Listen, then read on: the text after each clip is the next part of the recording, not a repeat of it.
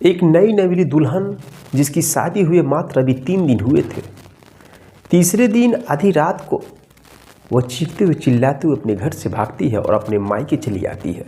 मायके आने के बाद उसके माँ बाप जब अपनी बेटी को इस हालत में देखते हैं तो उनके पैर तले जमीन खिसक जाती है। उनके नाथ रिश्तेदार भी अभी रुके हुए थे।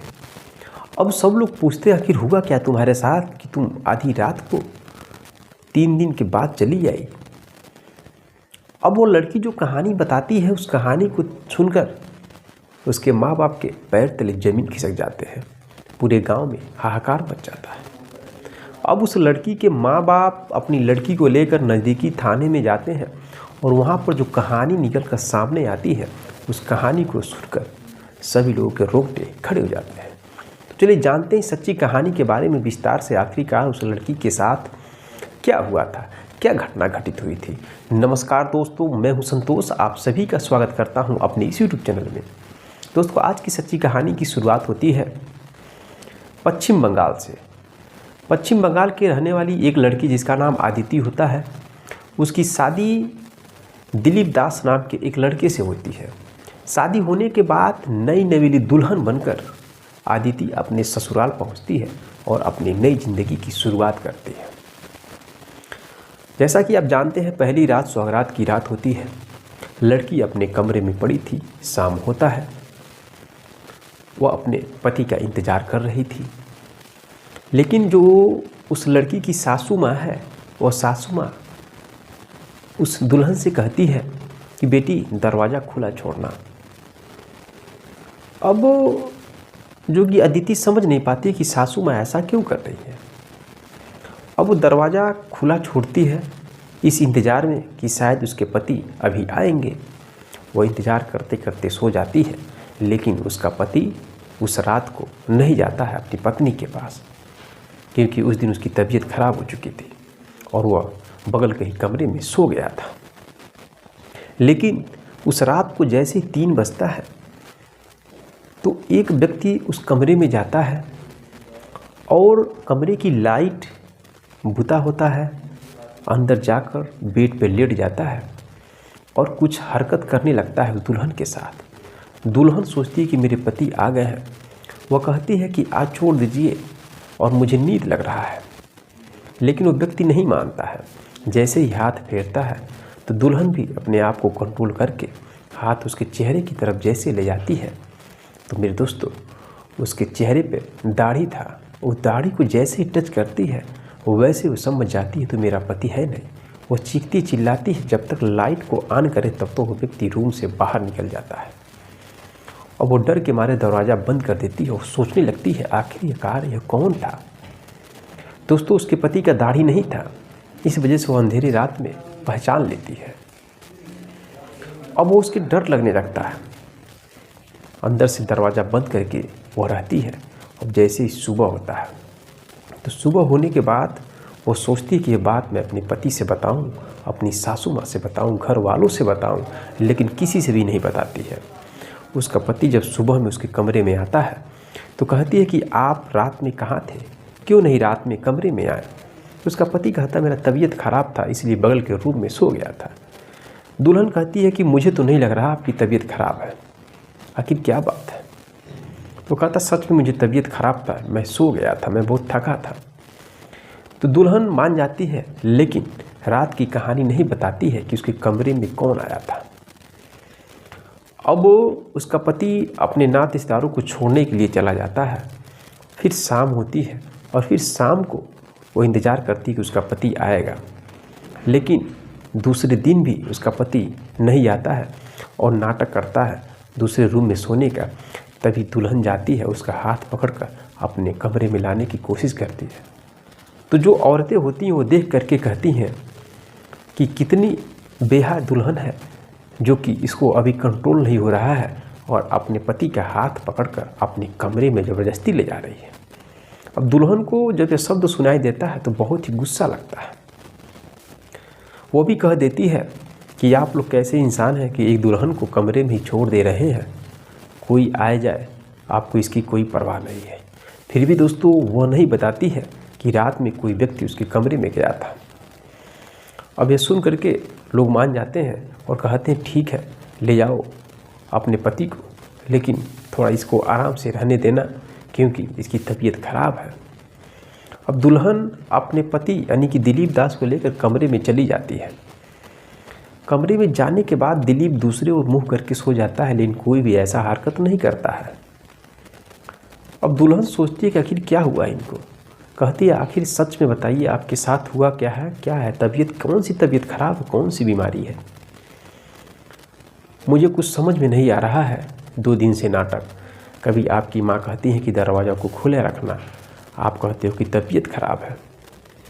दोस्तों इसके बाद उसका जो पति है दिलीप दास, वो कहता है कि देखो मैं तुम्हारे लायक नहीं हूँ, मैं तुम्हारे साथ वो काम नहीं कर सकता क्योंकि मैं किसी और से प्रेम करता हूँ। दोस्तों वो लड़का बताता है एक लड़के का नाम जिसका नाम चांदनी होता है। दुल्हन जैसे सुनती है तो हैरत में पड़ जाती है। वे दोस्तों उसका पति एक समलैंगिक था। अब दुल्हन करे तो क्या करे। दुल्हन कहती है कि मैं तुमको और तुम्हारे पूरे घर वालों को जेल में बंद कराऊंगी, छोड़ेंगी नहीं किसी को, तुम लोगों ने मेरे साथ बहुत ही गलत काम किया। उसका पति कहता है देखो मैं शादी करना नहीं चाहता था, लेकिन मेरे घर वाले जोर जबरदस्ती करके मेरी शादी कराए हैं, इसमें मेरी कोई गलती नहीं है।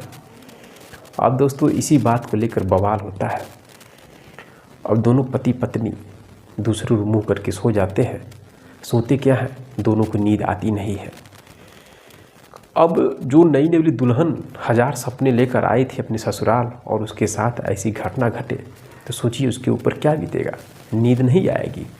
सुबह होता है, सुबह होने के बाद जमकर बवाल होता है। उसकी सासू माँ, कुछ और औरतें होती हैं, पूरा जमकर बवाल होता है। दुल्हन कहती है कि आप लोगों ने मेरे साथ बहुत ही गलत काम किया है। उसके बाद दोस्तों उसी वक्त एक व्यक्ति आता है जिसका दाढ़ी बढ़ा हुआ था। अब जैसी अदिति उसको देखती तो पहचान जाती है कि यही रहा होगा रात में। दोस्तों वो व्यक्ति उसका ही देवर था। अब वो कहती है कि यार तुम ही तो रात में मेरे कमरे में आए थे पहली रात को, और हमने जब चीखी चिल्लाई तुम भाग गए, आखिर तुम मेरे कमरे में क्यों आए थे। दोस्तों सभी के सामने बात होता है। अब उसका देवर कहानी पूरा बताता है।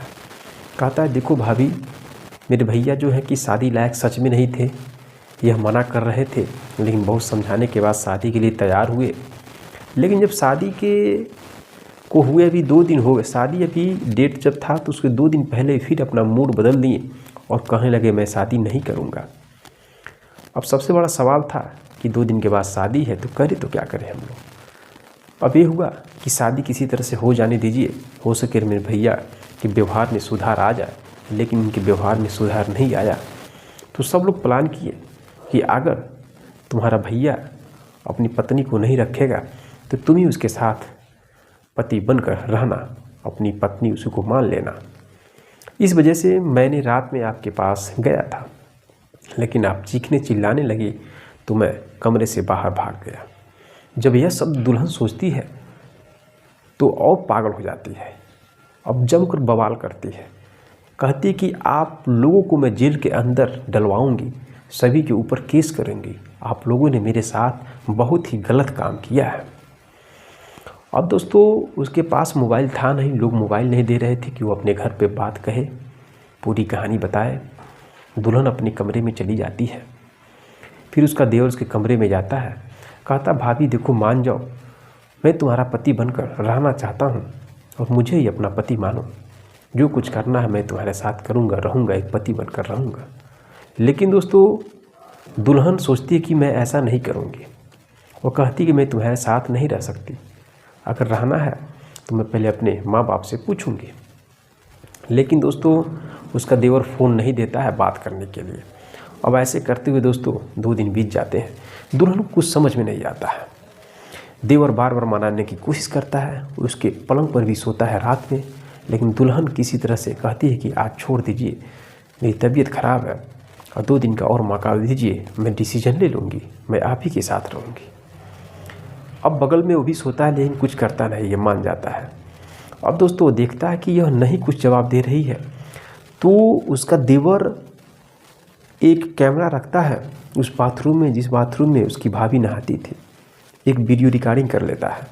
रिकॉर्डिंग करने के बाद अगले दिन रात को वो वीडियो अपनी भाभी को दिखाता है। कहता, भाभी अगर आप मेरे साथ नहीं रहोगी, मेरी पत्नी नहीं बनकर रहोगी, तो तुम्हारा वीडियो मैं सोशल मीडिया पर वायरल कर दूंगा। दोस्तों, अब उसकी भाभी और ज़्यादा परेशान हो जाती है। अभी फरवरी में शादी हुआ था। अब उसकी भाभी करे तो क्या करे, वो सोचने लगती है कि कितने बड़े नीच लोग हैं, मेरे साथ क्या करना चाहते हैं। अब वीडियो दिखती तो लगती है, चीखती है, चिल्लाती है, प्लीज़ आप मुझे माफ़ कर दीजिए, मैं आप ही के साथ रहूँगी, लेकिन वीडियो डिलीट कर दीजिए। और उसका देवर कहता है कि जब आप मेरे साथ संबंध बनाओगे तभी ये वीडियो डिलीट करूँगी। अब वो करे तो क्या करे।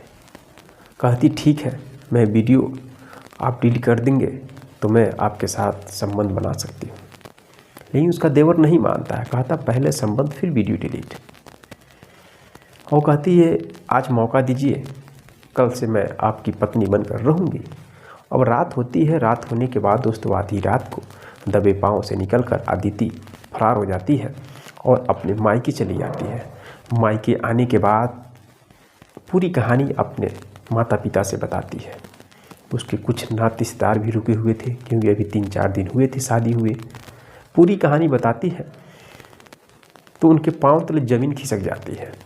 वो लोग अपनी बेटी को लेकर नज़दीकी थाने में जाते हैं, रिपोर्ट लिखाते हैं। वहाँ पर सभी लोगों को बुलाया जाता है और इस बात को लेकर जमकर बवाल होता है। लड़का भी आता है जो दिलीप दास है, अदिति के पति। वो कहता है कि मेरी गलती नहीं है, इसमें मेरे माँ बाप की गलती है, मेरे छोटे भाई की गलती है। इन लोगों ने ज़बरदस्ती मेरी शादी कराया, मैं शादी करना नहीं चाहता था और मेरा प्रेम कोई और है, मैं किसी और से शादी करना चाहता हूँ।